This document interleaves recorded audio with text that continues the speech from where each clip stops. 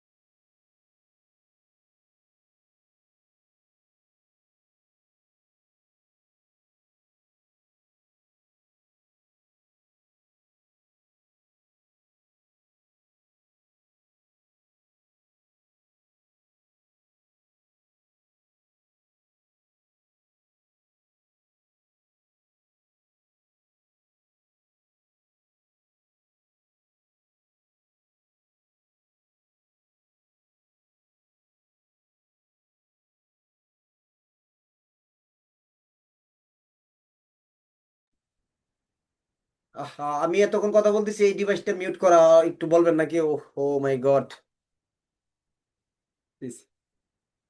Sorry sorry sorry, এতগুলো দ্বারা বলে ফেললাম। ওই ডিভাইসটা পুরো মিউট হয়ে রয়েছে, দেখছেন? সরি। তাই তো বলি যে লোকগুলা কোনো কিছু ফিলিংস নাই কেন, স্টেচুর মজা আছে।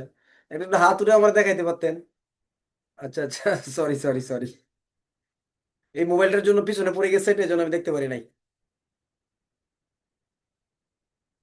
আমরা রিভিশন দিচ্ছিলাম 118 দ্বারা থেকে, ঠিক আছে? একশো 118 দ্বারা থেকে রিভিশন দিচ্ছিলাম। লিমন, হ্যাঁ বলো।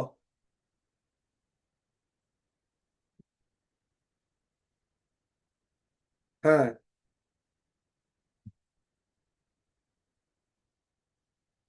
আচ্ছা, আমি আমি একটু তুমি দেখো, তুমি বিষয়টা দেখো, আমি এখানে ক্লাসে আছি, দেখো একটু, আমি আসতেছি।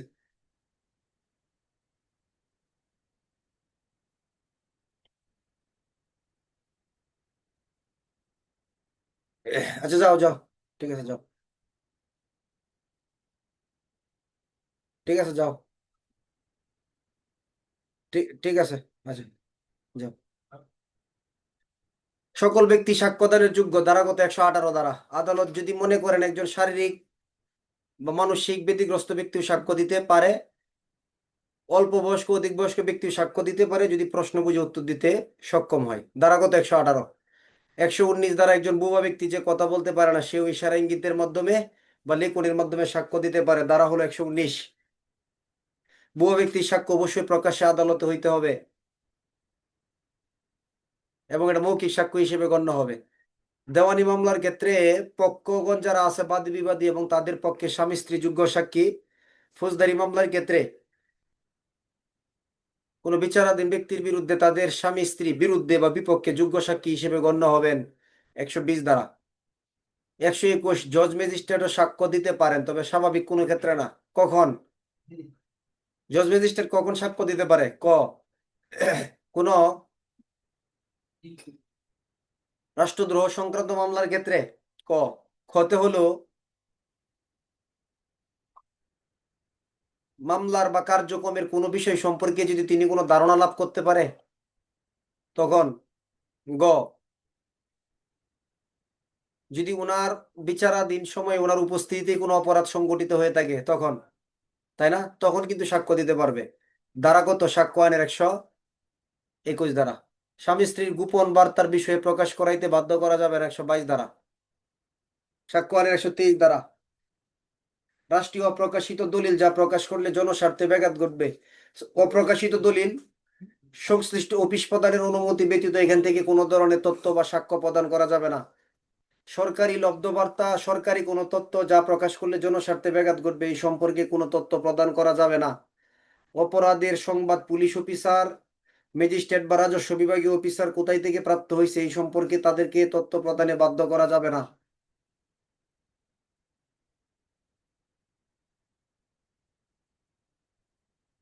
একজন অ্যাডভোকেট অথবা একজন ব্যারিস্টার বা উকিল তার পেশা সম্পর্কিত দায়িত্ব পালনকালে তিনি মক্কেলের নিকট থেকে যে সমস্ত তথ্য পাবে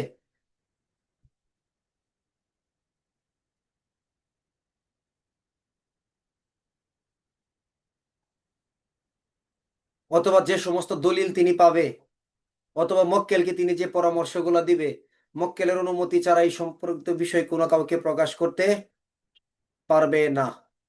যতক্ষণ চুক্তি থাকবে ততক্ষণ, চুক্তি বাতিল হয়ে যাওয়ার পরেও তার জন্য এই শর্ত প্রযোজ্য থাকবে। তবে উকিল কি তথ্য প্রদান করতে পারে মক্কেলের অনুমতি ছাড়া? পারে? ব্যতিক্রম আছে কোনো? পারে।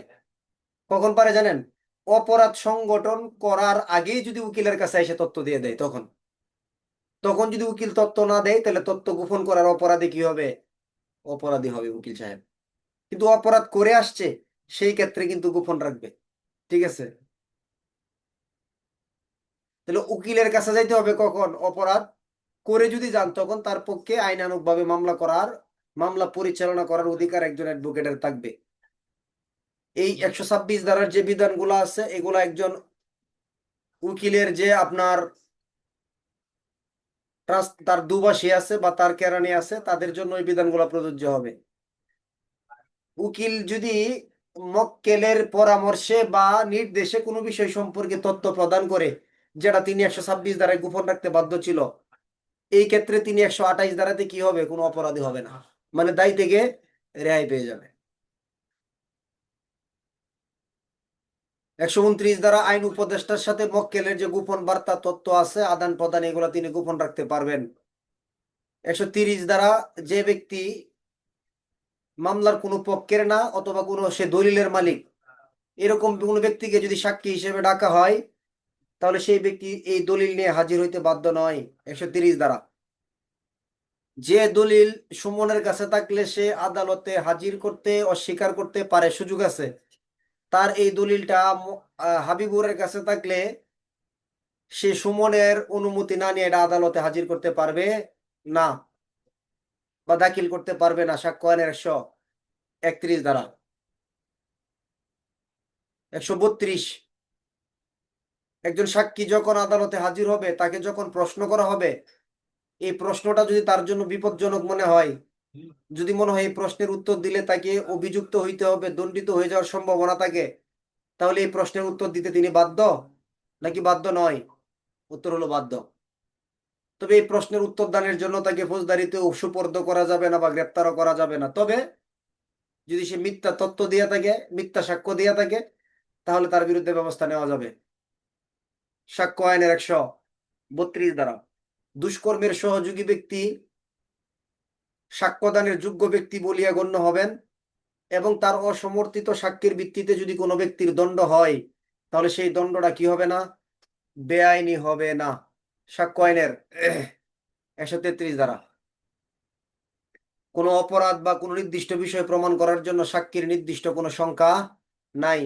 134 ধারা সাক্ষীদের জবানবন্দি যারা পূর্ণ জবানবন্দি বা তাদেরকে হাজির করার প্রক্রিয়া ফৌজদারি বা দেওয়ানি এটা আইন দ্বারা নির্ধারিত হবে।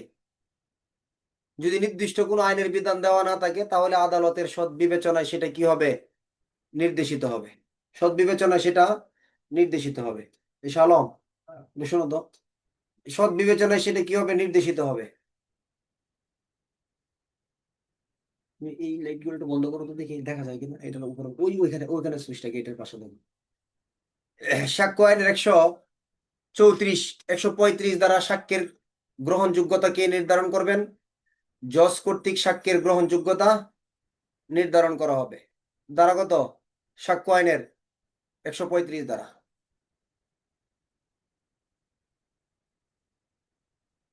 নাকি? সরি, 135। হ্যাঁ, এখন কি দেখতে অসুবিধা হচ্ছে? এভাবেই থাক, থাক থাক এভাবে। সাক্ষ্য আইন 136 দ্বারা জজ কর্তৃক সাক্ষ্যের গ্রহণযোগ্যতা নির্ধারণ করবে। হ্যাঁ, সাক্ষ্য আইন 137 দ্বারা জবানবন্দি যারা পূর্ণ জবানবন্দির সংজ্ঞা। 137 দ্বারায় হাজিরকারী পক্ষের কয়টা সংজ্ঞা? হাজিরকারীর পক্ষকে নিয়ে 137 দ্বারায় কয়টা সংজ্ঞা আছে? কয়টা? হাজিরকারী পক্ষের জন্য 2টা, জবানবন্দি পুনরায় জবানবন্দি। আর বিরোধী পক্ষের জন্য একটা, এটা কি? জেরা। বিরোধী পক্ষের জন্য যারা। তাহলে আমি আব্দুল আলিম ভাইকে যদি হাজির করি, আমি যদি প্রশ্ন করি আমার পক্ষ থেকে, আমাদের পক্ষের ব্যক্তি, তাহলে পক্ষের ব্যক্তিকে প্রশ্ন করার নাম হলো কি? জবানবন্দি। বিরোধী পক্ষ যখন প্রশ্ন করবে তখন এই প্রশ্নবাহী পর্বটাকে বলা হবে জেরা। তাহলে জেরার করার পরে যে প্রশ্নটা করা হবে এটা কার? জেরার পরের প্রশ্নটা অধিকারটা কার? বিরোধী পক্ষর নাকি হাজিরকারী পক্ষের? উত্তর হলো বিরোধী পক্ষের। নাকি? না, হাজিরকারী পক্ষের। পুনরায় জবানবন্দি। এখন এই সাক্ষ্য গ্রহণের যে ক্রমটা, এটা কিভাবে হবে? আগে হবে না পরে হবে? কোনটা কিভাবে হবে? প্রথমে সাক্ষীর জবানবন্দি, তারপরে হলো বিরোধী পক্ষ চাইলে জেরা করবেন। জেরা করা কি বাধ্যতামূলক? জেরা করতেই হবে এমন কোনো কথা আছে? জেরা না করলেও হয়। বলছিলাম না, জেরা না করলে কি হয়? জেরা না করলে মনে হয় যে বিরোধী পক্ষ কি করছে, এটা মেনে নিছে। বিরোধী পক্ষ এটা কি করছে? বিরোধী পক্ষ এটা মেনে নিছে।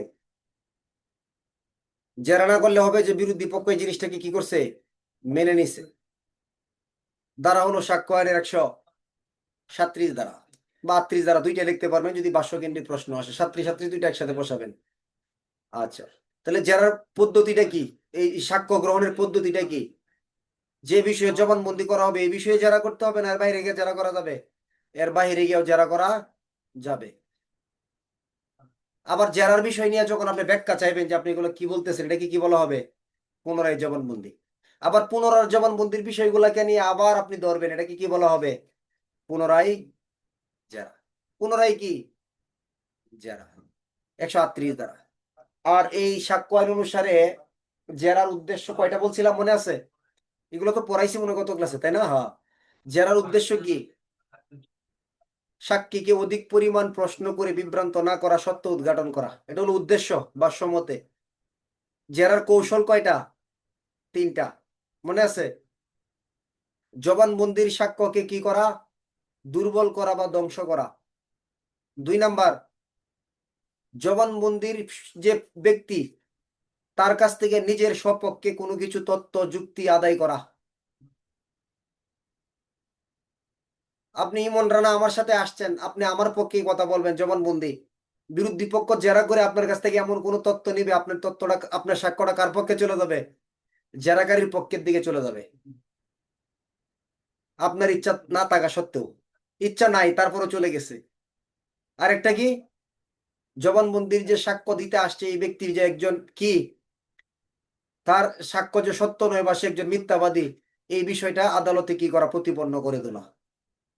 সাক্ষ্য আইনের 138 দ্বারা। এগুলোর ভাষ্য থেকে আরো পরে প্রশ্ন হবে। সাক্ষ্য আইনের 139 দ্বারা দলিলের আহত ব্যক্তিকে যারা, আহত মানে দলিল নিয়ে যে ব্যক্তি আহত হয়ে গেছে, যে ব্যক্তি দলিলের জন্য আহত হয়ে গেছে, তাই না? আহত মানে যারা ডাকা হয়েছে তাকে। আহত পড়ছেন না ফৌজদারিতে? দেখি কার বুদ্ধি কিরকম, বিচক্ষণতা পরীক্ষা করব। ফৌজদারি কার্যবিধানে আহত কথাটা কত দ্বারাই পড়ছেন? কার কার মনে হয়েছে হাত উঠান তো, যে আমি এত দ্বারাই পড়ছি, আহতটা মনে হয়েছে আমার। তো হাত উঠান যে ফৌজদারি কার্যবিধি একটা দ্বারা আহত কথাটা পড়ছিলাম, এটা কত? ফৌজদারি কার্যবিধি আইনের 130 দ্বারা। হ্যাঁ, পড়ছি না? সামরিক শক্তি তলব করবে কত? 129 দ্বারা। বেআইনি সমাবেশ ছত্রভঙ্গ করার জন্য সামরিক বাহিনীর যারা আছে তা আহত অফিসারের দায়িত্ব এবং কর্তব্য, তাই না? মানে যাদেরকে ডাকা হয়, ডাকার পরে যারা আসে তাদেরকে আহত ব্যক্তি বলা হয়। তাহলে আপনি দলিল নিয়ে ডাকবেন, কত দ্বারা ডাকতে পারেন? ফৌজদারিতে পড়ছেন না, দলিল নিয়ে ডাকা যায়। দলিল নিয়ে ডাকবেন কত দাঁড়ায়? ফৌজদারি কার্যবিধির 165 দাঁড়ায়, না ফৌজদারি কার্যবিধি আইনের 194 দ্বারা? কোন দ্বারায় ডাকবেন দলিল নিয়া? ফৌজদারি কার্যবিধির 94 দ্বারা। কত দ্বারা? 94 দ্বারা। 94 দ্বারা দলিল নিয়ে ডাকতে পারে কি আদালত নাকি পুলিশ? কোনটা সঠিক বলেন?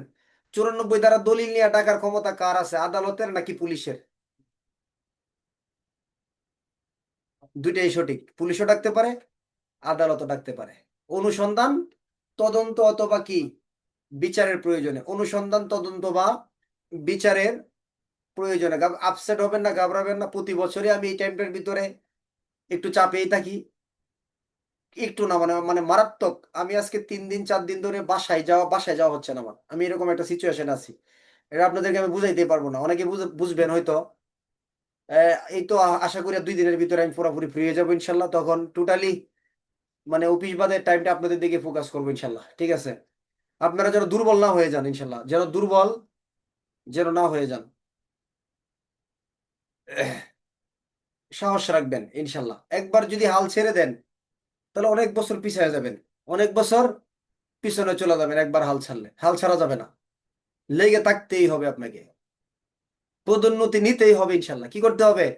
নিতেই হবে পদোন্নতি। কিন্তু এটা মনের ভিতরে সবসময় থাকে না, এই আগ্রহটা কেন জানি এরকমটা হয়। সবার হবে না। আপনি নিজে নিজে মোটিভেটেড হইতে হবে, নিজে নিজে অনুপ্রাণিত হইতে হবে। যদি এরকমটা হতে পারে যে আমি নিজে নিজে অনুপ্রাণিত হই একা একাই, আমাকে কেউ অনুপ্রাণিত করা লাগে না, আমাকে পড়ার জন্য কারো বলা লাগে না, আমার মোবাইলের সময় নষ্ট করতে হবে এই নির্দেশনা আমাকে কারো দেওয়া লাগে না, ফেসবুকে অনেক সময় চলে যায়, আমাকে কেউ বলতে হবে ফেসবুক না চালানোর জন্য, এরকমটা না। আমি নিজ থেকে এটা আনইনস্টল করে ফেলছি। এই লোকগুলো সফল হবেই, সফল হওয়ার পথে চলে গেছে, অলরেডি অলরেডি সফল হয়ে গেছে মনে করেন। সাবধান, এই পরীক্ষার আগে বাকি যত দিন আছে একদম ফেসবুক আনইনস্টল করে ফেলবেন। আনইনস্টল যদি নাও করেন, এই অ্যাপসটা যেন আপনার ডিসপ্লে সামনে না থাকে, এমন জায়গায় রাখবেন, হাইড করে রাখবেন যেন চোখের সামনে না আসে। বুঝাতে পারছি? কারণ সবচেয়ে বেশি সময় এটাতে যাবে। কোনো গেম এইগুলো রাখা যাবে না। আচ্ছা, ফৌজদারি কার ভাই আমি একটু এখানে বসছি, হ্যাঁ।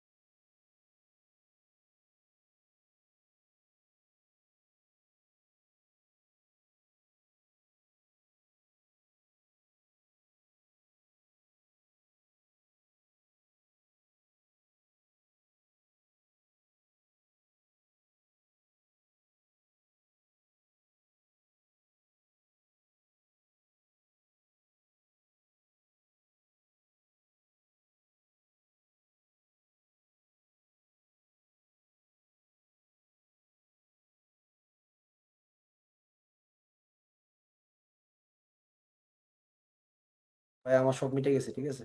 বুঝলেন? ফৌজদারি সরি নেন। সাক্ষ্য আইনের কত ধারায় ছিলাম আমরা? 100। ও সাক্ষ্য আইনে ছিলাম না, আমরা ছিলাম কোথায়? স্বপ্নে, নাকি স্বপ্ন বাস্তবায়নের পথে। প্রতিদিন আল্লাহর কাছে চাইবেন, প্রতিদিনই চাইবেন, একবার মিস করবেন না। কার জন্য চাইবেন? কার জন্য? একা একা না, দোয়ার হাতকে সম্প্রসারিত করবেন, বেশি বেশি লোকের জন্য চাইবেন।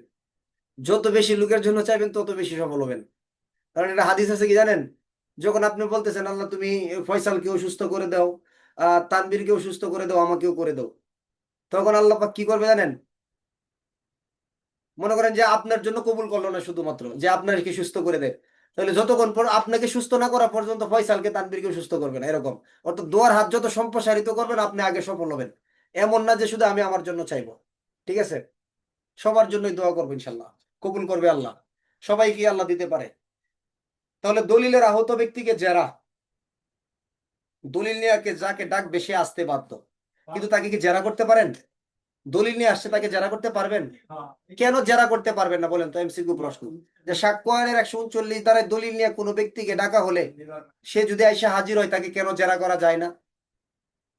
উত্তর কি? উত্তর হলো সে সাক্ষী না। সে কি না? সে সাক্ষী না, শুধুমাত্র দলিলটা তার কাছে ছিল, এই জন্য সে এসে হাজির হয়েছে। এই জন্য তাকে কি করা যাবে না? জেরা করা যাবে না। সাক্ষী না হলে কি জেরা করা যায়? জেরা করা যায় না। তাহলে 94 দ্বারা বলা আছে লোকে ফৌজদারি, যে যে ব্যক্তিকে দলিল নিয়ে ডাকবে তাকে হাজির হইতে হবে, নাকি অন্য কারো দ্বারা ব্যবস্থা নিতে পারে? অন্য কারো দ্বারা ব্যবস্থা নিতে পারে, তাহলে ওই ব্যক্তিটা খুব জরুরি না। এই তো সাক্ষ্য আইনের 140 দ্বারা এমসিকিউ প্রশ্ন করব, পরে আমরা দ্বারাই ঢুকবো, ঠিক আছে? সাক্ষ্য আইনের 140, দুইটা কথা বলবো, আপনারা বলবেন কোনটা সঠিক। 140 দ্বারাই, সাক্ষ্য আইন 140 দ্বারা জেরা করা যায়, তাই না? জেরার একটা দ্বারা। তাহলে সাক্ষ্য আইনের 140 দ্বারা কাকে জেরা করা হয়? আসামিকে নাকি সাক্ষীকে? যারা আসামিকে তারা 1 আঙ্গুল উঠাবেন, আর যারা সাক্ষীকে তারা 2 আঙ্গুল উঠাবেন। এই আব্দুল আলিম ভাই শুনতে পাচ্ছেন এদিক থেকে? শুনতে পাচ্ছেন তো?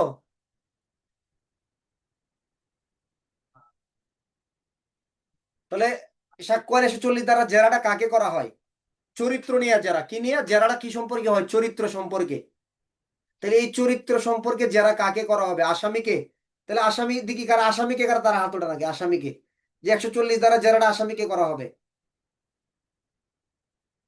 সাক্ষীকে করা হবে। তাহলে এই সংখ্যা বেশি। তাহলে সাক্ষীকে যে জেরা করা হবে, 140 দ্বারা সাক্ষীকে কি নিয়ে জেরা করা হয়? কার চরিত্র নিয়ে বলেন? ধরেন সাক্ষীকে মানলাম, এটা জয়যুক্ত হয়েছে। 140 দ্বারাই সাক্ষীকে জেরা করা হবে কি নিয়া? সাক্ষীর চরিত্র নিয়া নাকি আসামির চরিত্র নিয়ে বলেন এখন? 140 দ্বারাই জেরা করা হবে সাক্ষীকে, এটা সবাই জয়যুক্ত, সবাই পাস করছেন। তাহলে 140 দ্বারাই যে জেরাটা করবে চরিত্র নিয়ে, কিন্তু এটা নিশ্চিত থাকেন কার চরিত্র নিয়ে? আসামির চরিত্র নিয়ে নাই সাক্ষীর চরিত্র? 140 দ্বারাই সাক্ষীকে জেরা করা হবে। প্রথম, যারা আসামির চরিত্র নিয়ে তারা হাত উঠান, যে সাক্ষীকে জেরা করা হবে আসামির চরিত্র নিয়ে। হাত নিচে নামান। আচ্ছা, 140 দ্বারা সাক্ষীকে জেরা করা হবে সাক্ষীর চরিত্র নিয়ে। 140 দ্বারাই আসামির চরিত্র নিয়ে সাক্ষীকে জেরা করা হয়। কার চরিত্র? আসামির চরিত্র নিয়ে সাক্ষীকে জেরা করা হয়। বুঝার চেষ্টা করেন বিষয়টা। চরিত্র সম্পর্কে কিন্তু না। বইগুলো আছে, বইগুলো আছে এখানে। যদি বইগুলা থাকে একটা জায়গার ভিতরে একটা এখানে মার্ক করে রাখেন, সম্পর্কে কিন্তু না, লেখা আছে সম্পর্কিত, চরিত্র সম্পর্কিত সাক্ষীকে, সম্পর্কে কিন্তু না। তাহলে চরিত্র সম্পর্কিত সাক্ষী কারা? ফৌজদারি কার্যবিধির 52, সাক্ষ্যের 52 থেকে 55, চরিত্রের প্রাসঙ্গিকতা আমরা পড়ছি কিনা? চরিত্রের সাক্ষ্যের প্রাসঙ্গিকতা। তাহলে চরিত্র নিয়ে সাক্ষ্য দেওয়া যায় কিনা? প্রাসঙ্গিক হয় কিনা? হয়। এখন ধরেন আপনি জাহাঙ্গীর আলম, আপনি সাক্ষ্য দিচ্ছেন আদালতে। আপনার সাক্ষী কি সম্পর্কিত সাক্ষী? দলিল সম্পর্কে সাক্ষী, তারপরে হলো বস্তুগত বিষয়ের সাক্ষী, নাকি চরিত্র সম্পর্কিত সাক্ষী? চরিত্র সম্পর্কিত সাক্ষী। আপনি আদালতে বলতেছেন শহীদুল ইসলাম চট্টগ্রাম সে খুব ভালো চরিত্রের অধিকারী, চরিত্র সম্পর্কিত সাক্ষী। এখন আপনাকে বিরোধী পক্ষের যে উকিল, বিরোধী পক্ষের উকিল সিরাজুল আপনাকে জেরা করতেছে, জাহাঙ্গীর সাহেব আপনি যে বলতেছেন শহীদুল ইসলামের চরিত্র খুব ভালো, সে তো পূর্বে একবার গরু চুরি করে ধরা পড়ছে, আপনার কি মনে আছে? তখন জাহাঙ্গীর বলতেছে ওই সময় তার বয়স খুব কম ছিল, এই জন্য।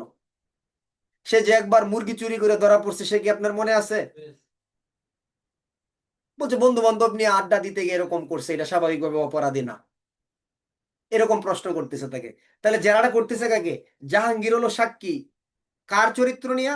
একজন আসামির চরিত্র নিয়া জাহাঙ্গীর নামক সাক্ষীকে কি করা হচ্ছে? জেরা করা হচ্ছে। সাক্ষ্য আইনের 100 কত দ্বারা? 40 দ্বারা। তাহলে সাক্ষীকে নিজের চরিত্র নিয়ে জেরা করবে কত দ্বারাই? সাক্ষীকে তার নিজের চরিত্র নিয়ে কি জেরা করা যায়? যাবে? সাক্ষীকে তার নিজের চরিত্র নিয়ে জেরা করা যাবে? সাক্ষীকে তার নিজের চরিত্র নিয়ে জেরা করার দ্বারা হলো সাক্ষ্য আইনের 146-এর 3 দ্বারা। 146-এর কত? 3। তার চরিত্রের উপর আঘাত এনে তার বিশ্বাসযোগ্যতা সম্পর্কে অনিশ্চয়তা সৃষ্টি করা যায় জেরার মাধ্যমে। জেরার কৌশল এটা। জেরাই আইনসঙ্গত প্রশ্ন, এটা সাক্ষ্য আইনের 146-3। তাহলে একটা কঠিন প্রশ্ন মনে রাখেন, পরে মনে থাকবে কিনা যায় না। কখন সাক্ষীর চরিত্র নিয়ে সাক্ষীকে জেরা করা যায়? কখন আসামির চরিত্র নিয়ে সাক্ষীকে জেরা করা যায়? আসামির চরিত্র নিয়ে সাক্ষীকে জেরা করবে 140। আসামির চরিত্র সম্পর্কে আসামিকে জেরা করা যাবে সাক্ষ্য আইনের 146 দ্বারা। তাহলে 140-এ কি জেরা করা যায় না যায়? উত্তর হলো যায়। কাকে? উত্তর হলো সাক্ষীকে। কার চরিত্র নিয়া? আসামির চরিত্র নিয়া। তাহলে প্রশ্ন 140-এর মূল কথা কি? আসামির চরিত্র নিয়ে কখন সাক্ষীকে জেরা করা যায়? সাক্ষ্য আইন 140 দ্বারাই কোন আসামির চরিত্র সম্পর্কে একজন সাক্ষীকে জেরা করা যায়। 140। 141 লিডিং কোয়েশন বা ইঙ্গিতবাহী প্রশ্ন বা উত্তর নির্দেশক প্রশ্ন অথবা ঐতিহ্যবাহী প্রশ্ন বলা আছে ভাষ্যতে। তাহলে ইঙ্গিতবাহী প্রশ্ন মানে কি? প্রশ্নের ভিতরে ইঙ্গিত করা আছে। প্রশ্নের ভিতরে কি আছে? প্রশ্নের ভিতরে উত্তর দেয়া আছে, তাই না? উত্তর নির্দেশক প্রশ্ন। তাহলে ধরেন আমি একজন সাক্ষীকে আদালতে প্রশ্ন করতেছি, ধরেন জবানবন্দির সময় বলতেছি, মফিজুর ভাই আপনার ঘটনার বর্ণিত তারিখ ও সময়ে আপনি তো ঘটনাস্থলে ছিলেন এবং আপনি দেখছেন ওইখানে 3জন ব্যক্তি ছিল, তাই না? কয়জন ব্যক্তির কথা বলে দিলাম? যে আপনি দেখছেন 3জন ব্যক্তি ছিল, তাই না? তাহলে মফিজ ভাই বলতেছে হ্যাঁ 3জন ছিল। তাহলে আমি কি প্রশ্নের ভিতরে উত্তর দিয়ে দিছি কিনা যে 3জন ব্যক্তি ছিল ঘটনাস্থলে? 3জন ব্যক্তি ছিল। তাহলে এটা কি প্রশ্নের ভিতরে কি আমি মানে ওনাকে বলে বুঝাই দিচ্ছি যে আপনি এরকম উত্তর দেন যে জি হ্যাঁ 3জন ছিল। কি ছিল? 3জন ছিল।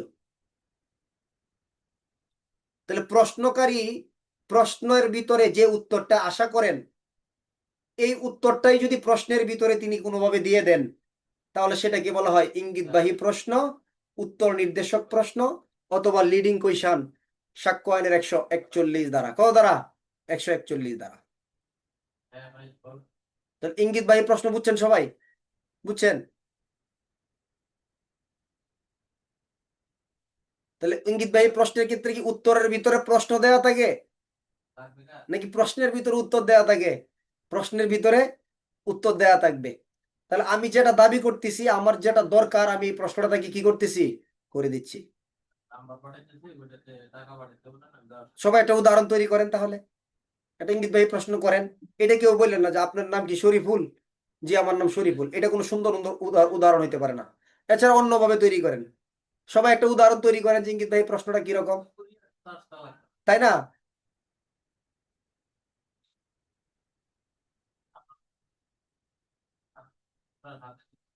করছেন?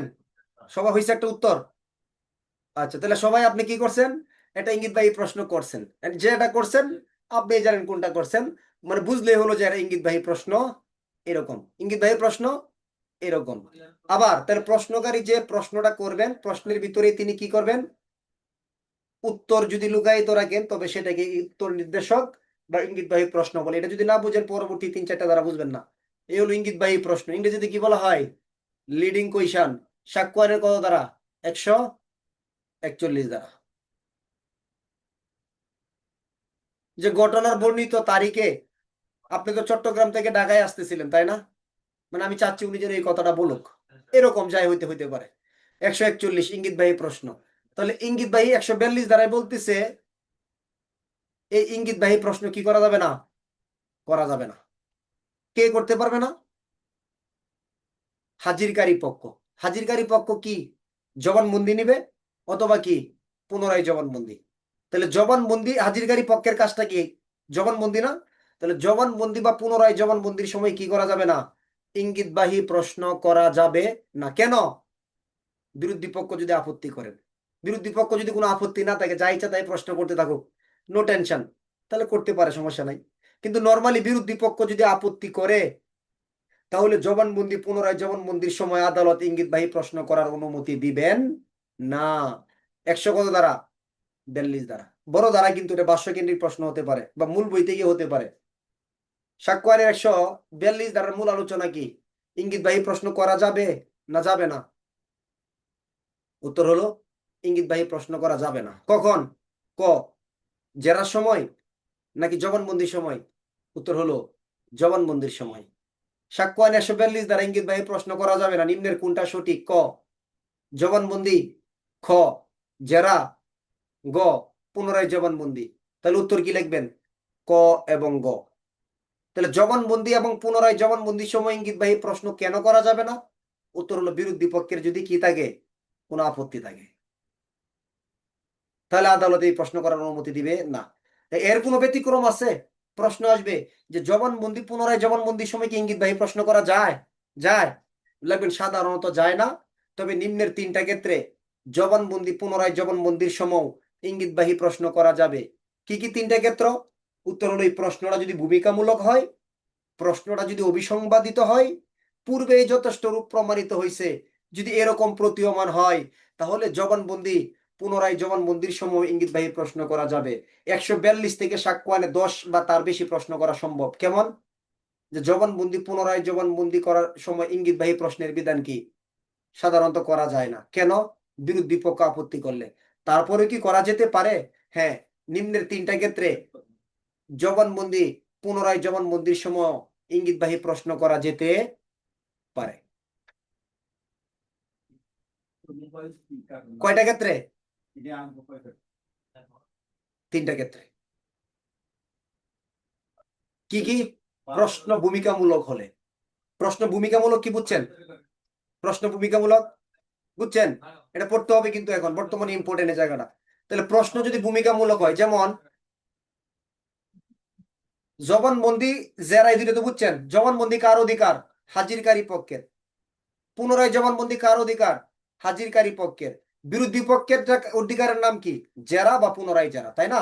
আচ্ছা, তাহলে জবানবন্দি পুনরায় জবানবন্দির সময় আমি ইঙ্গিতবাহী প্রশ্ন করতে পারি না। কেন? কারণ আমি তো এই লোকটাকে নিয়ে আসছি, আমি কিভাবে তাকে ইঙ্গিতবাহী প্রশ্ন করি, তাই না? বিরোধী পক্ষ মানবে না সাধারণত, কিন্তু তারপরেও করা যাবে। কেন? প্রশ্ন যদি ভূমিকামূলক হয়।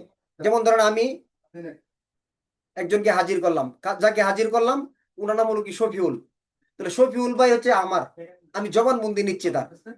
এখন আমি জবানবন্দির সময় নর্মাল ইঙ্গিতবাহী প্রশ্ন করতে পারি, কিন্তু প্রশ্ন যদি ভূমিকামূলক হয়, প্রশ্ন যদি ভূমিকামূলক হয়, কিরকম ভূমিকামূলক?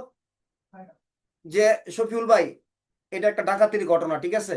এখানে একটা ডাকাতির ঘটনা ঘটছে, আপনি জানেন? তখন শফিউল ভাই কি বলবে? যে হ্যাঁ জানি।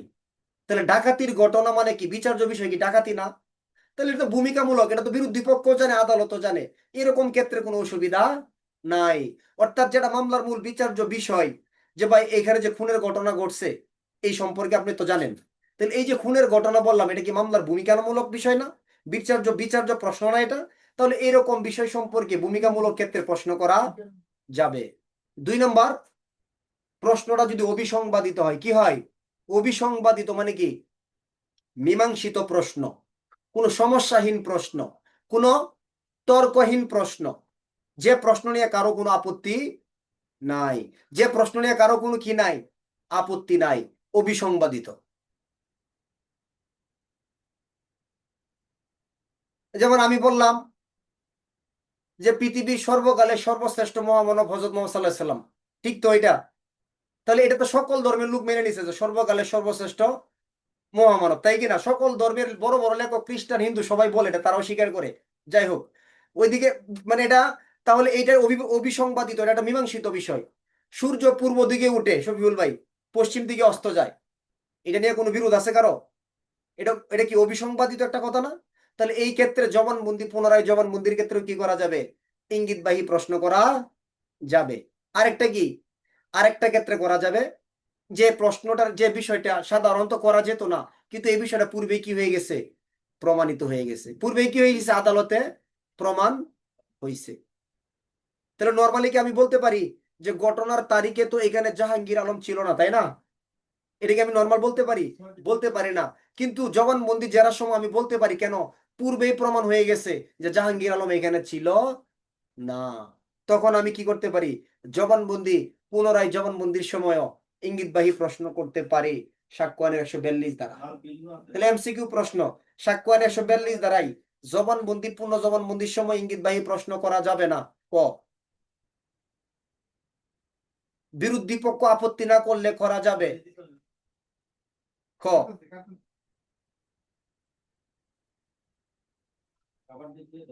শর্ত সাপেক্ষে জবানবন্দি পূর্ণ জবানবন্দির ক্ষেত্রে ইঙ্গিতবাহী প্রশ্ন করা যাবে। গ, তাহলে সঠিক উত্তর কি?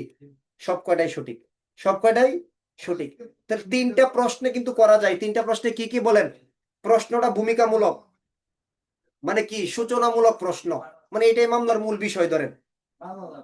তারপরে প্রশ্নটা অবিসংবাদিত, মানে এটা নিয়ে কোনো কারো আপত্তি নাই, কোনো অবজেকশন নাই। আরেকটা কি, এই বিষয়টা, এই যে প্রশ্নটা, এই আলোচনাটা, যেটা ইঙ্গিতবাহী কথাটা আমি বলতেছি, এটা পূর্বেই কি হয়ে গেছে, আদালত একবার প্রমাণ হয়েছে। এই ক্ষেত্রে জবানবন্দি পূর্ণ জবানবন্দির ক্ষেত্রে ইঙ্গিতবাহী প্রশ্ন করা যায়। আরেকটা বিষয় আছে, ওইটা কি জানেন?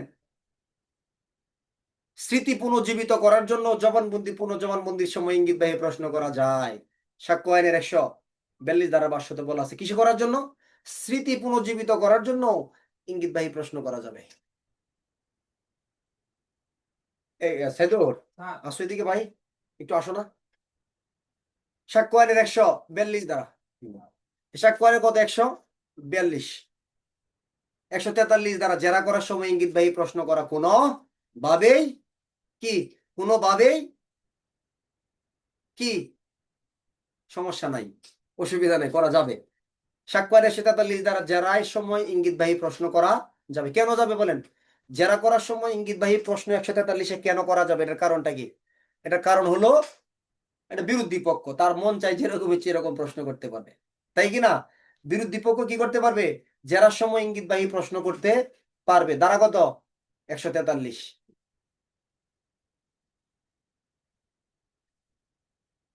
সাক্ষ্য আইনের 144 ধারা, এটা কিন্তু একটা গুরুত্বপূর্ণ জায়গা। সাক্ষ্য আইন 141, 42, 43, ইঙ্গিতবাহী প্রশ্ন কাকে বলে, কখন করা যায়, কখন করা যায় না, প্রশ্নমুখী জায়গা কিন্তু।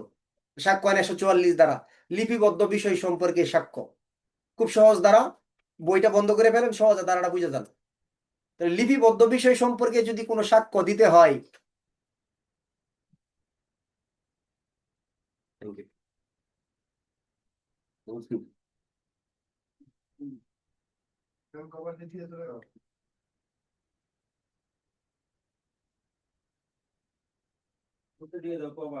লিপিবদ্ধ বিষয় সম্পর্কে সাক্ষ্য, সাক্ষ্য আইন 144 ধারা। ধরেন আমি লিপিবদ্ধ বিষয় সম্পর্কে সাক্ষ্যটা মানে কি, আরো সহজে বলি।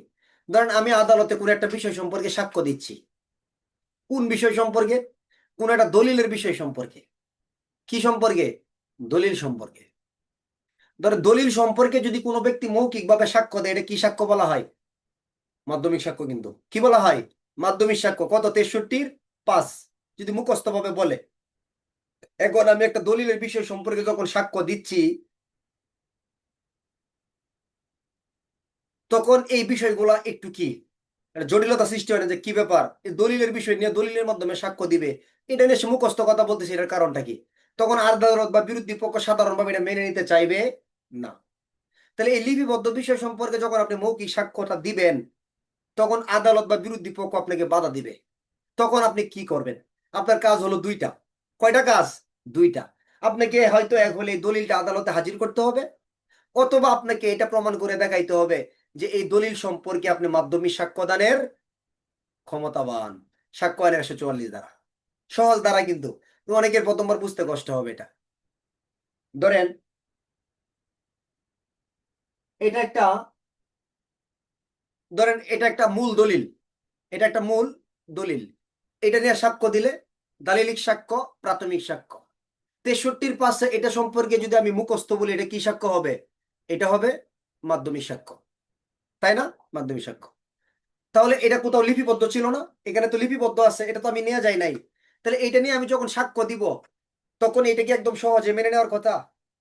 বেটু আসবে না, অবজেকশন আসবে না বিরোধী পক্ষে? আসবে। তখন আমাকে কি করতে হবে বলেন? বলবে আপনারা এত বাধা দিচ্ছেন, এই যে আমি এটা নিয়ে আসলাম, এটা একটা অপশন। অথবা কি করতে হবে? আমাকে প্রমাণ করতে হবে এটা হারায় গেছে, নষ্ট হয়ে গেছে, অথবা স্থানান্তর করা যায় না, বা সরকারি দলিল। মানে কি, আমি এই বিষয় সম্পর্কে মাধ্যমিক সাক্ষ্যদানের ক্ষমতা রাখি, আপনারা কেন বাধা দিচ্ছেন? দ্বারা হলো সাক্ষ্য আইনের কত দ্বারা? 144 দ্বারা। 144 ধারা। প্রশ্ন এখন পর্যন্ত ওইভাবে করে নাই ধারা থেকে। অনেকের কাছে একটু কঠিন মনে হয়, কিন্তু এক দুইবার পড়লে আপনার কাছে কি হয়ে যাবে, সহজ হয়ে যাবে। কঠিন ধারা থেকে লিখিত কোনো প্রশ্ন হয় না। মনে রাখবেন, যে ধারাগুলো বেশি হিজিবিজি এবং কঠিন, অনেকের কাছে কঠিন মনে হয়, এগুলো থেকে লিখিত প্রশ্ন হয় না সাধারণত। এমসিকিউ পরীক্ষা যদি সাধারণত না থাকে, লিখিত পরীক্ষার জন্য সাক্ষ্য আইনের 30টা ধারা, দণ্ডবিধি আইনের 50টা ধারা, ফৌজদারি কার্যবিধি আইনের 50-60টা ধারা যদি মার্ক করা যায়, লিখিত পরীক্ষার প্রশ্ন কমন পড়ে যাওয়ার সম্ভাবনা থাকে 80%-এরও আফ। এটা আপনিও পারবেন, আপনিও বুঝতে পারবেন যে এগুলো থেকেই প্রশ্ন হবে স্বাভাবিকভাবে। ঠিক আছে, এটাই হয় আসলে। প্রশ্নের জন্য সাক্ষ্য আইনের লিখিত নির্দিষ্ট কিছু জায়গা: মৃত্যুকালীন জবানবন্দি, স্বীকারোক্তি, জবানবন্দি জেরা, ইঙ্গিতবাহী প্রশ্ন, দলিলের বিষয়বস্তু সম্পর্কে কিছু, আর লাস্টে যে অধ্যায়টা আসতেছে এখানে কিছু বিষয় আছে, স্মৃতি পুনর্জীবিত ইত্যাদি ইত্যাদি। এগুলোর প্রশ্নই হয়ে থাকে গোড়ায় পেশায়। তারপরে হলো আপনার সমর্থনমূলক সাক্ষ্য, কিছু জায়গায় গুরুত্বপূর্ণ, কিন্তু যদি চেঞ্জ হয়, যদি ঘুরে যায়।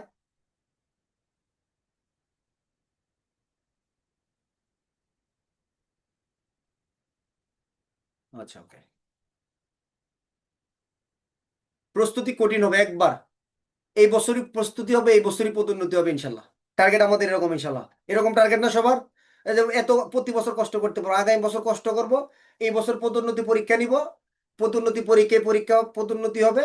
2026 সালের পরে 27 সালে যে সময়টা, এখানে আমি ইংরেজি ভাষা শিখবো, ইংরেজি ভাষার উপর আমি ফ্লুয়েন্ট হব। 27 সাল শেষ, 28 সালে আমার টার্গেট হচ্ছে আমি আমার চাকরির পাশাপাশি আমি ফ্রান্স ভাষা শিখবো। কথা বুঝেন নাই? আপনাকে অ্যাডভান্স হইতে হবে এই প্রতিযোগিতামূলক আন্তর্জাতিক এই জামানায়। আপনাকে অবশ্যই চ্যালেঞ্জিং মোকাবেলা করতে হবে, আপনাকে জানতে হবে, আপনাকে অবশ্যই জ্ঞান লাভ করতে হবে, আপনাকে নর্মাল হিসেবে অন্য মানে কি বলবো, আপনাকে অবশ্যই চ্যালেঞ্জিং মোকাবেলা করতে হবে। কোন একটা সোসাইটিতে আপনি যাচ্ছেন, সবাই ইংরেজি কথা বলতেছে, আপনাকে কিভাবে কথা বলতে হবে তাদের সাথে।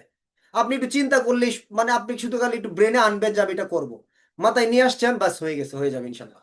অলসতা করে আপনি যদি বছরের পর বছর ফেসবুক চালান, বছরের পর বছর ইউটিউব দেখেন, নাটক দেখেন, এগুলো আপনার জীবনে কিচ্ছু এনে দিবে না। হ্যাঁ, বিনোদনের প্রয়োজন আছে, কিন্তু আপনি যে পড়াশোনার সাথে লেগে থাকলেন, ভালো ভালো বই পড়তেছেন, বিভিন্ন যোগ্যতা অর্জন করতেছেন, এটাও আপনার একটা কি, এটাও একটা বিনোদন। এটার ভিতরে আরো বেশি মজা পাবেন, এটার ভিতরে আরো বেশি আপনার কি আসবে, মনের ভিতরে আনন্দ আসবে, আপনি শক্তিশালী হবেন। আপনি ওইভাবে প্রস্তুত করবেন নিজেকে ইনশাল্লাহ, যে যে কোনো পরিবেশে, যে কোনো জায়গায় আমি মানানসই হবো ইনশাল্লাহ। হবো না ইনশাল্লাহ? অবশ্যই হবো। আমরা আমাদের কি করবো, স্মার্ট পুলিশ গড়ে তুলবো ইনশাল্লাহ। নেন, ফৌজদারি কার্যবিধি আইনের অলরেডি অনেক স্মার্ট আমাদের পুলিশ বাহিনী অলরেডি আমাদের ইতিমধ্যে অনেক দূর আগে গেছে, আরো যাবে ইনশাল্লাহ। কে কিছু বলে এটা আমাদের দেখার বিষয় নাই। ফৌজদারি কার্যবিধি আইনের না, সাক্ষ্য আইনের দ্বারা হলো 144। বুঝেন নাই? কি হাত উঠেন, আমি বুঝি নাই। আমি আরো সহজ করে বলবো যে 44 বুঝি নাই। ম্যাক্সিমাম বুঝে গেছেন, আলহামদুলিল্লাহ। যাই হোক, তাহলে আরো সহজ। সাক্ষ্য আইন 144 দ্বারা কোনো লিখিত বিষয় সম্পর্কে নিয়ে যদি কোনো লিখিত বিষয় সম্পর্কে যদি কেউ মৌখিকভাবে সাক্ষ্য দেয়, তাহলে বিরোধী পক্ষ আপত্তি করবে, তাই না? তো তখন সে কি করবে, এই দলিলটা হাজির করে ফেলবে, অথবা সে প্রমাণ করে দেখাবে আমি মাধ্যমিক সাক্ষ্যদানের কি ক্ষমতাবান। দ্বারা হলো সাক্ষ্য আইনের 144 দ্বারা। 145 দ্বারা পূর্ববর্তী লিখিত বিবৃতি সম্পর্কে জেরা। পূর্ববর্তী লিখিত বিবৃতি সম্পর্কে কি জেরা, বলেন। ফৌজদারি কার্যবিধির কত ধারায় সাক্ষ্য আইনের 145 ধারার কথা আংশিক ছিল, পড়ে আসছি আমরা। হাত উঠান কার মনে আছে। ফৌজদারি কার্যবিধির কত ধারায় সাক্ষ্য আইনের 145 ধারা আছে? ফৌজদারি কার্যবিধি আইনের 162 ধারা। কত ধারা? 162 ধারা। 161 বা 161 ধারা স্বাভাবিকভাবে কোনো কার্যক্রমের সাথে আদালতে তেমন কোনো গ্রহণযোগ্যতা নাই। তবে সাক্ষ্য আইনের দুইটা ধারার ক্ষেত্রে গিয়ে 161 ব্যাপক গুরুত্বপূর্ণ হয়ে যায়। এক হলো সাক্ষ্য আইনের 145, আর এক হলো সাক্ষ্য আইনের 27 ধারা। আচ্ছা, যেমন ধরেন আমি আমি একজন সাক্ষী, মামলার কার্যক্রমের কি আমি একজন সাক্ষী। তাহলে একজন সাক্ষীর নাম আদালতে কিভাবে গিয়ে উপস্থিত হয়, কে বলতে পারবেন? একজন সাক্ষী, আমি শরীফুল একটা মামলার সাক্ষী, আমার এই নামটা আদালতে কি হিসেবে যাবে, কি হিসেবে যাবে, বলতে পারবেন? হ্যাঁ, চার্ট অফ এভিডেন্সে যাবে। কোথায়? চার্ট অফ এভিডেন্সে। চার্ট অফ এভিডেন্স বুঝেন তো? চার্ট অফ এভিডেন্স মানে তালিকা, সাক্ষ্যের তালিকা। ধরেন আমি একটা মামলার তদন্তকারী কর্মকর্তা, এই মামলার আসামির নাম হলো জিল্লুর রহমান, মামলার বাদী হলো পরিতোষ।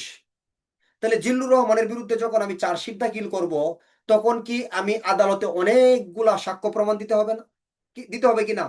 তখন আমি বলবো জিল্লুরের বিরুদ্ধে আদালতে সাক্ষ্য দিবে সোহেল রানা, রাকিব। এটা কি একটা সাক্ষীর তালিকা। তারপরে বলবো জিল্লুর রহমানের আসামির জিল্লুর রহমান নামক আসামির কি আছে, 164 আছে, এটা একটা কি সাক্ষীর তালিকা। তারপরে বলবো কি একজনের মৃত্যুকালীন জবানবন্দি আছে, এটা একটা সাক্ষ্য তালিকা। বলবো বস্তুগত সাক্ষ্য আছে, এটা একটা সাক্ষ্য তালিকা। বলবো ডিজিটাল রেকর্ড আছে, এটা একটা সাক্ষ্য তালিকা। তখন আদালতে জিল্লুর রহমান বাঁচার জন্য চেষ্টা করবে না? তখন একের পর এক সাক্ষ্য কিন্তু আদালতে তার বিরুদ্ধে আমি কি করছি, আগেই দাঁড়া করায় রাখছি। এই যে বিভিন্ন তালিকাগুলো আমি আগে থেকে দিয়ে দিলাম চার্জশিটের সাথে, পুলিশ প্রবিধানের 269 বিধিতে, এটা হলো চার্ট অফ এভিডেন্স। অর্থাৎ আসামির বিরুদ্ধে মামলাগুলা যথাযথ উপায়ে প্রমাণ করার জন্য তদন্তকারী কর্মকর্তা কর্তৃক প্রেরিত যে সাক্ষ্য তালিকা, এটাকে ইংরেজিতে বলা হয় চার্ট অফ এভিডেন্স। কি বলা হয়? Chart of evidence. পুলিশ প্রবিধানের 269 ক বিধিতে আলোচনা আছে এই সম্পর্কে, এবং আপনার অপরাধ তদন্ত নির্দেশিকাতে ব্যাপক আলোচনা আছে এই চার্ট অফ এভিডেন্স সম্পর্কিত, এবং এসআই থেকে সাব ইন্সপেক্টর পরীক্ষার জন্য খুবই গুরুত্বপূর্ণ একটা জায়গা। আচ্ছা, এখন 161 তো নর্মাল কোনো ভ্যালু সাধারণত থাকে না। তাহলে 161-এর ভিতরে নাজিমউদ্দিন বলতেছে ঘটনার সাথে তানবীর জড়িত ছিল এবং ঘটনার সাথে আল মামুন জড়িত ছিল। বুঝেন, এটা কার কাছে বলছে?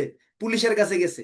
তার এই জবানবন্দির আদালতে গেছেন এক সময়, চার্ট অফ এভিডেন্সের সাথে গেছে। এখন আসামি যারা আছে আল মামুন এবং আরেকজন আসামি, তারা বলতেছে যে আমাদের বিরুদ্ধে এই সাক্ষ্য কে দিছে তাদেরকে আমি দেখতে চাই। তখন আসামির আবেদন ক্রমে এই সাক্ষীকে আদালতে কি করা হবে? এই নাজিমউদ্দিনকে হাজির করা হবে। তখন নাজিমউদ্দিনকে জেরা করবে কে? আসামি পক্ষের আইনজীবী যারা আছে তারা জেরা করবে না? জেরা করবে। জেরা করার পরে নাজিমউদ্দিন এখন আদালতে সাক্ষ্য দিচ্ছে কার উপস্থিতিতে? ফৌজদারি কার্যবিধি আইনের 353 দ্বারা একটা কথা আছে, আসামির বিরুদ্ধে যদি কেউ সাক্ষ্য দিতে চায় তাহলে আসামি উপস্থিত থাকতে হবে অথবা তার আইনজীবী উপস্থিত থাকতে হবে। এটা ম্যাজিস্ট্রেট আদালতের মামলা হোক, দায়রা আদালতের মামলা হোক, অথবা সংক্ষিপ্ত বিচারের মামলা হোক, অথবা কি সংক্ষিপ্ত বিচারের মামলা হোক। এখন কি প্রথম যখন 161-এ নাজিমউদ্দিন পুলিশের কাছে সাক্ষ্য দিছে, তখন যাদের বিরুদ্ধে সাক্ষ্য দিছে তারা কি উপস্থিত ছিল? ছিল না। এখন আজকে আদালতে যাদের বিরুদ্ধে সাক্ষ্য দিছিল তাদের উপস্থিত মুখোমুখি নাজিমউদ্দিন। এখন নাজিমউদ্দিনকে প্রশ্ন করা হচ্ছে, আচ্ছা এই ঘটনা সম্পর্কে আপনি কি জানেন? তখন নাজিমউদ্দিন বলতেছে আমি এই ঘটনা সম্পর্কে তেমন কিছু জানি না। যে এই ঘটনার সাথে কি আল মামুন এবং এই ঘটনার সম্পর্কে জাকির জড়িত আছে? বলবে না না, তারা তো জড়িত নয়। তারা কি না? জড়িত না। এখন বলেন, এই যে নাজিমউদ্দিন যে আগে সাক্ষ্যটা দিছিল, এটা কি মৌখিক নাকি লিপিবদ্ধ? মৌখিক না লিখিত? অবশ্যই লিখিত। 161 লিখিত হবে না? লিখিত ছিল। এটা আদালতে আছে না বিরুদ্ধ পক্ষ উকিলের কাছে? এটা অবশ্যই আছে। তখন নাজিমউদ্দিনকে বলবে তাহলে এখন, আগে কিন্তু দেখায় নাই এটা, আগের কথাটা কিন্তু কি করে নাই, দেখায় নাই, ভাবছে মনে জানে না কেউ কিছু। এখন কি তার দৃষ্টি আকর্ষণ করবে কিনা পূর্ববর্তী অংশের দিকে, তাকে না দেখাইয়া যে ঠিক আছে তাহলে আপনি পুলিশের কাছে 2025 সালে ডিসেম্বরে গিয়ে কি বলছিলেন? এখন নাজিমউদ্দিনের বিষয়টা কি হয়ে দাঁড়াইলো? তার পূর্বের দেওয়া সাক্ষ্যের সাথে আজকের সাক্ষ্যের কি মিল আছে? বলেন, মিল আছে? তাহলে যারা করছে কি মৌখিক বিষয় নিয়ে না লিখিত বিষয় নিয়ে? পূর্ববর্তী লিখিত বিবৃতি নিয়ে, পূর্ববর্তী লিখিত বিবৃতি নিয়ে। তাহলে এখন কি নাজিমউদ্দিনের সাক্ষ্যটা গ্রহণযোগ্য হলো? হলো নাকি বিপরীতে চলে গেল? বিপরীতে চলে গেল। তাহলে সাক্ষ্য আইনের 145 দ্বারাই কি করা হয়? জেরা করা হয়। কি নিয়া? পূর্ববর্তী বিবৃতি নিয়া নাকি পরবর্তী বিবৃতি নিয়া? উত্তর হলো পূর্ববর্তী বিবৃতি নিয়া। পূর্ববর্তী বিবৃতি কি মৌখিক নাকি লিখিত? লিখিত বিবৃতি। পূর্বেরটার সাথে যদি পরেরটা মিল না থাকে, তাহলে তার বৈপরীত্য প্রদর্শনের জন্য কি হবে? বৈপরীত্য প্রদর্শনের জন্য এটা প্রাসঙ্গিক হবে, সাক্ষীর বিরুদ্ধে চলে যাবে। দ্বারা হলো কত? সাক্ষ্য আইন 145। তাহলে সাক্ষীর বিরুদ্ধে গেলে লাভটা কি হবে? সাক্ষ্য আইন 155-র 3 উপধারায় তাকে কি করা হবে? কি করা হবে? সাক্ষ্য আইন 155 দ্বারা আলোচনার বিষয়বস্তু হলো কি করা? অভিশংসিত করা। সাক্ষীর সাক্ষ্যকে অভিশংসিত করা। 3টা প্রক্রিয়ায় অভিশংসিত করা হয়। 3 নাম্বারটা হলো তার পূর্বের দেওয়া সাক্ষ্যের সাথে যদি পরেরটার মিল না থাকে, তাহলে কি করা যায়? তাকে অভিশংসিত করা যায়। এই শালম, দেখো তো এই ফোনটা র্যান্ডম বাজতেছে, দেখো তো কি। সাক্ষ্য আইনের 155 সাক্ষীর বিশ্বাস কি করা হয়? অভিশংসিত করা। অভিশংসিত মানে কি? আমি সাক্ষ্য দিয়ে যাচ্ছি, বিরোধী পক্ষ আমার সাক্ষ্যটাকে কি করবে? অভিশংসিত করবে, ধ্বংস করবে, বাতিল করার জন্য চেষ্টা করে যাবে। তিনটা প্রক্রিয়ার একটা প্রক্রিয়া কি? দেখাবে যে পূর্বেরটার সাথে তার পরেরটার কি নাই, মিল নাই। পূর্বেরটার সাথে তার পরেরটার কি মিল নাই। তাহলে কে ছিল? ও আচ্ছা, আর 10 মিনিট দাঁড়াইতে বলো, আবার ফোন দিয়ে বলো। আচ্ছা, তাহলে সেই ক্ষেত্রে কি করতে হবে? 145-এ যেহেতু তার এটা বিরুদ্ধে চলে গেল, তাহলে 155 থেকে তাকে কি করে ফেলবে? অভিশংসিত করে ফেলবে। দেখাবে দেখেন এই সাক্ষীর কথার বিন্দু পরিমাণ কি নাই, ভ্যালু নাই, বাতিল বাতিল, এসব কথার কোনো কি নাই, মূল্য নাই। যাই হোক, 155 কি আবার বুঝতে পারবেন। তাহলে 145-এর সহজ রূপটা আমরা কি করবো বলেন? সহজ রূপ হলো পূর্ববর্তী লিখিত বিবৃতি সম্পর্কে যারা। কিরকম যারা? একজন সাক্ষী একবার যে বিষয় সম্পর্কে বিবৃতি দিবেন পূর্বে, তার এই পূর্বের বিবৃতি নিয়ে পরবর্তীতে আদালতে তাকে কি করা যাবে? পূর্বের বিবৃতিটা তাকে না দেখায়া, তাকে প্রমাণ না করে জেরা করা যাবে। আর যদি পূর্বেরটার সাথে পরেরটার মিল না থাকে, তাহলে কার বিরুদ্ধে যাবে? তার এই বিবৃতিটাই সাক্ষীর বিরুদ্ধে চলে যাবে। সাক্ষীর বিরুদ্ধে প্রাসঙ্গিক হবে সাক্ষ্য আইনের 145 দ্বারা। 100 কত দ্বারা? 45 দ্বারা। আর পূর্বে যেটা বলছে এখনো যদি এটাই বলে, তাহলে কি হবে? পূর্ববর্তী বিবৃতি, পরবর্তী বিবৃতি কি করার জন্য? প্রমাণ করার জন্য। পূর্ববর্তী বিবৃতি কি করা যাইতে পারে? প্রমাণ করা যাইতে পারে। অর্থাৎ আজকের বিবৃতিটা কি করার জন্য? সমর্থন করার জন্য পূর্বের বিবৃতি কি করা যাইতে পারে? প্রমাণ করা যেতে পারে 157 দ্বারা। ঠিক আছে, আমরা আগে পড়তাম এভাবে যে পূর্বেরটার সাথে পরেরটার মিল না থাকলে বিরোধিতার জন্য প্রাসঙ্গিক 145, পূর্বেরটার সাথে পরেরটার মিল থাকলে সমর্থনের জন্য প্রাসঙ্গিক। হ্যাঁ, কথা এতটুকুই সত্য, তবে এমসিকিউ এর জন্য অনেক কিছু জানতে হবে। যে 145 দ্বারা পূর্বের বিবৃতি কিরকম হবে? উত্তর হলো লিখিত বিবৃতি হইতে হবে। কি হইতে হবে? পূর্বের বিবৃতিটা হইতে হবে লিখিত বিবৃতি। আর কি হতে হবে? পূর্বের পরবর্তী সাক্ষ্য 145 দ্বারা যখন পূর্ববর্তী লিখিত বিবৃতি সম্পর্কে জেরা করা হবে, তখন পূর্বের বিবৃতিটা কি তাকে দেখানো হবে? তাকে আগে প্রমাণ করা হবে? না না, এটা গোপন রাখা হবে। ঠিক আছে, দ্বারা হলো সাক্ষ্যের কত? 145 দ্বারা। 146 দ্বারা হলো জেরায় আইনসঙ্গত প্রশ্ন। কিসে আইনসঙ্গত? জেরা করার সময় আইনসঙ্গত প্রশ্ন কি? তাহলে জেরা কার অধিকার? এমসিকিউ প্রশ্ন। জেরা কে করতে পারে? ক, হাজিরকারী পক্ষ, ক, বিরোধী পক্ষ। আচ্ছা, হাজিরকারী পক্ষ কি জেরা করতে পারে? আমি হাজির করছি, আমি কি জেরা করতে পারবো এমন কোনো সুযোগ আছে? বলেন তো। আমি হাজির করছি, আমি জেরা করতে পারবো এমন কোনো সুযোগ আছে? আছে। সাক্ষ্য আইনের 154 ধারায় সুযোগ আছে। কত ধারায়? সাক্ষ্য আইনের 154 ধারায় হাজিরকারী পক্ষ ইচ্ছা করলে কি করতে পারবে? জেরা করতে পারবে, আদালতের অনুমতি নিয়ে। কখন? তখন সে আর আমার পক্ষের থাকবে না, আমি তাকে বৈরী ঘোষণা করে ফেলবো। তখন আমি তাকে কি করবো? বলবো সে আমার পক্ষের আর নয়। বিরোধী পক্ষ যেরকম প্রশ্ন করছে, আমারও মন চাচ্ছে আমিও তাকে এরকম প্রশ্ন করতে চাই। আদালত বলবে আশ্চর্য কথা, আপনি তো তাকে নিয়ে আসছিলেন, তাহলে আপনি তো তাকে এটা করতে পারেন না, সে তো আপনার পক্ষের। তখন আমি বলবো আমি তাকে আর আমার পক্ষে রাখতে চাচ্ছি না, সে আমার পক্ষের, আমি এটা মানি না, সে আমার বিরোধী পক্ষের। আমিও বিরোধী পক্ষের মতোই কি করতে চাই? তাকে জেরা করতে চাই, ইঙ্গিতবাহী প্রশ্ন করতে চাই। তখন আদালত কি করবে? অনুমতি দিবে। এই জন্য সাক্ষ্য আইন 154 দ্বারাই যদি আপনারা বৈরী সাক্ষী পড়েন, প্রশ্ন কমন নাও পড়তে পারে, প্রশ্ন আসবে নিজের পক্ষের সাক্ষীকে কখন প্রশ্ন করা যায়। জবানবন্দি বলে নাই কিন্তু, নিজের পক্ষের সাক্ষীকে কখন প্রশ্ন করা যায়। এটা হলো সাক্ষ্য আইন 154 দ্বারার আলোচনা। যাই হোক, সাক্ষ্য আইন 146 দ্বারা খুব গুরুত্বপূর্ণ প্রশ্ন, দুই পদের জন্যই। জেরা করার সময় কিছু আইনসঙ্গত প্রশ্ন আছে। কি প্রশ্ন? আইনসঙ্গত প্রশ্ন। তাহলে কি কি আইনসঙ্গত প্রশ্ন? তার সত্যবাদিতা পরীক্ষা করা যায়। কি? যে সে সত্য বলতেছে কিনা এটা জেরার মাধ্যমে কি করা যাবে? পরীক্ষা করা যাবে। আর এটা কি? তার পরিচয় এবং মর্যাদা সম্পর্কে জানা যাবে। তাহলে আপনি জেরা করতেছেন এমন যে আপনার যা মন চায় তাই করবেন? না, এই সম্পর্কে নিষেধাজ্ঞা আছে। যে আপনি জেরা করতেছেন ঠিক আছে, তবে তাকে কোনো ধরনের কি করতে পারবেন না? অশ্লীল প্রশ্ন, গালিগালাজ, বকাবকি, কুৎসাজনক প্রশ্ন, কোনো লজ্জাজনক প্রশ্ন, এগুলো করতে পারবেন না। আদালত নিষেধ করে দিবেন এগুলো প্রশ্ন করার জন্য। কত? 152 দ্বারা, না 151 দ্বারা। আবার 152তে বলছে আপনি জেরা করেন, ঠিক আছে, জেরার মাধ্যমে তাকে অপমান করতে পারবেন না, উত্ত্যক্তজনক প্রশ্ন করতে পারবেন না, আদালত নিষিদ্ধ করে দিবেন 152 দ্বারা। যাই হোক, তাহলে 146 দ্বারা জেরায় আইনসঙ্গত প্রশ্নটা কয়টা? 146 দ্বারা জেরায় আইনসঙ্গত প্রশ্ন হলো 3টা। কি কি? সত্যবাদিতা পরীক্ষা করা যায়, পরিচয় মর্যাদা জানা যায়, সাক্ষীর চরিত্রের উপর আঘাত এনে। দেখছেন?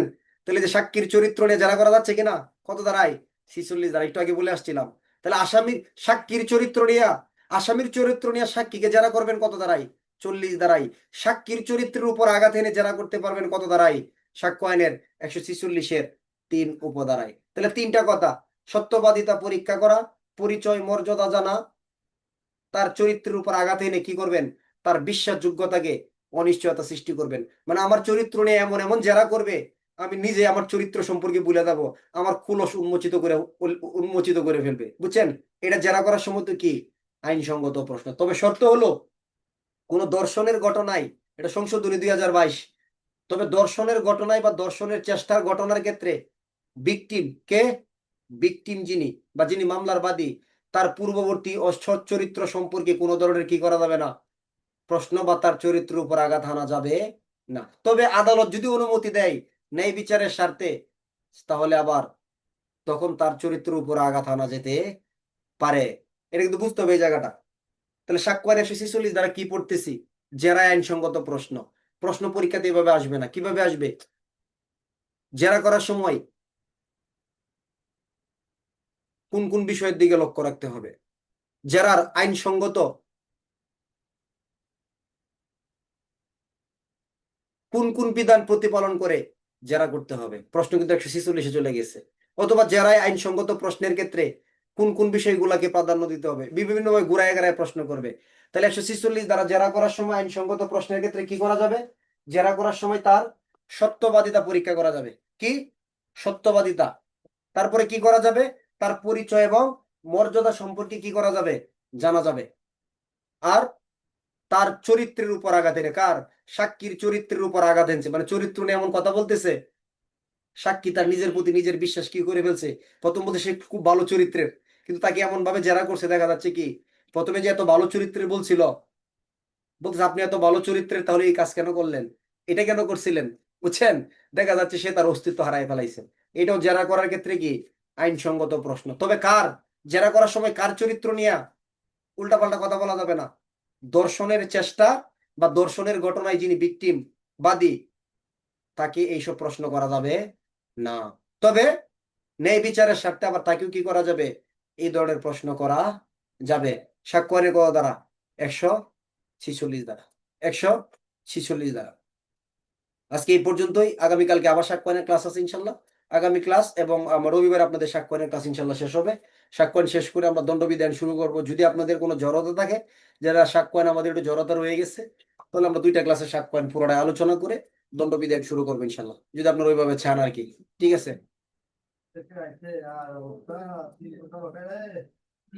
আচ্ছা, বলতেছিলাম কি, সাক্ষ্যয়ন কত থেকে শুরু হয়েছিল? 138 দ্বারা। দলিল আহত ব্যক্তিকে জেরা করা যাবে না, কারণ সে সাক্ষী নয়। 139 দ্বারা চরিত্র সম্পর্কিত সাক্ষীকে আসামির চরিত্র নিয়ে জেরা করা যাবে 140 দ্বারা। তাহলে 139 থেকে দলিলে আহত ব্যক্তিকে কি করা যাবে না? জেরা করা যাবে না। 39। 140 চরিত্র সম্পর্কিত সাক্ষীকে আসামির চরিত্র নিয়ে কি করা যাবে? জেরা করা যাবে। 141 প্রশ্নকারী প্রশ্নের ভিতরে যে উত্তর আশা করেন, যদি এটা লুকায় রাখেন তবে সেটাকে ইঙ্গিতবাহী প্রশ্ন বলে। 141। 142 দ্বারা জবানবন্দি, পুনরায় জবানবন্দির সময় বিরোধী পক্ষ আপত্তি করলে, সাইদুর একটু আসতে 2 মিনিট, ইঙ্গিতবাহী প্রশ্ন করা যাবে না 142 দ্বারা। তবে প্রশ্ন যদি ভূমিকামূলক হয়, অভিসংবাদিত হয়, পূর্বে যথেষ্ট রূপে প্রমাণিত হয়েছে বলে মনে হয়, তাহলে জবানবন্দি, পূর্ণ জবানবন্দির সময় ইঙ্গিতবাহী প্রশ্ন করা যাবে, ইঙ্গিতবাহী প্রশ্নের সময় যাবে। 143 জেরা করার সময় ইঙ্গিতবাহী প্রশ্ন করা বৈধ, হালাল নাকি? 144 দ্বারা লিপিবদ্ধ বিষয় সম্পর্কে যদি কেউ সাক্ষ্য দেয়, তাহলে এই সম্পর্কে যে দলিলের বিষয় নিয়ে তিনি অস্তিত্ব বর্ণনা করবেন, হয়তো বিরোধী পক্ষ যদি ততক্ষণ পর্যন্ত, যতক্ষণ পর্যন্ত তিনি দলিল হাজির না করবেন অথবা তিনি প্রমাণ না করবেন যে আমি মাধ্যমিক সাক্ষ্য দেওয়ার ক্ষমতা রাখি, ততক্ষণ পর্যন্ত তার এই সাক্ষ্য বিরোধী পক্ষ মেনে নিবেন না। 144 দ্বারা পূর্ববর্তী লিখিত বিবৃতি সম্পর্কে জেরা করা যায়। 145 দ্বারা অর্থাৎ পূর্বের সাক্ষীর পূর্বের বিষয় সম্পর্কে তাকে প্রমাণ না করাইয়া, তাকে না দেখাইয়া এই বিষয় সম্পর্কে তাকে আবার কি করা যাবে, জেরা করা যাবে। উদ্দেশ্য কি? জেরার উদ্দেশ্য যেন আগের কথার সাথে বর্তমান কথার কি আছে কিনা, মিল আছে কিনা, এটা পরীক্ষা করার জন্য। যদি মিল হয়ে যায় তো ভালো, যদি মিল না হয় তাহলে বড় বিপদ আছে। কি আছে? তার এই সাক্ষী কি হয়ে যাবে, বাতিল হয়ে যাবে। কত দ্বারায় বাতিল হবে জানেন? 155 দ্বারায় তার এই সাক্ষ্যটা টোটালি বাতিল হয়ে যাবে। তার এই কথার আর কোনো কি থাকবে না, মূল্য থাকবে না। সাক্ষ্য আইনের 146 দ্বারা জেরায় আইনসঙ্গত প্রশ্ন, জেরায় আইনসঙ্গত প্রশ্ন কি? সত্যবাদিতা পরীক্ষা করা যায়, পরিচয় মর্যাদা জানা যায়, চরিত্রের উপর আঘাত এনে তার বিশ্বাসযোগ্যতা সম্পর্কে অনিশ্চয়তা সৃষ্টি করা যায়। হ্যাঁ, যদিও বা এই প্রশ্নের উত্তরে তাকে অভিযুক্ত, দণ্ডিত বা সম্পত্তি বাজেয়াপ্ত করার সম্ভাবনা থাকে। এত গভীরে এগুলো যাওয়ার দরকার নাই এই জায়গায়, এগুলো পরে দেখা যাবে। আর তবে যে ক্ষেত্রে কি করা যাবে, ধর্ষণের ঘটনার ক্ষেত্রে ভিকটিম বা বাদী যারা আছে তাদের পূর্ববর্তী অসৎ চরিত্র নিয়ে কোনো ধরনের আঘাত আনা যাবে না, তবে ন্যায় বিচারের স্বার্থে আদালত অনুমতি দিলে যাবে। ঠিক আছে, এই পর্যন্তই। আল্লাহ হাফেজ। আসসালামু আলাইকুম রহমতুল্লাহি বরকাতুহ। এই শালো